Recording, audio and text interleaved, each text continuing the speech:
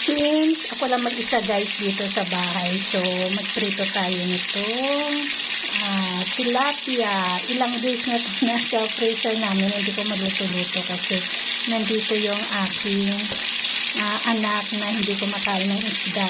Pati yung asawa ko guys, hindi rin kumakain ng isda, nalalansahan sila saka nababahuan. Lalo na yung asawa ko talaga hindi siya kumakain ng isda.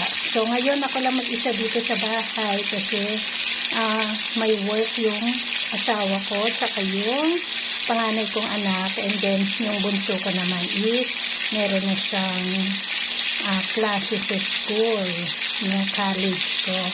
So yung college ko, yung bunso ko kumakain ng isda, pero hindi lahat ng ng isda. Meron lang siyang mga pinipiling pagkain ng isda. So yan guys, prito-prito tayo ng isdang tilapia.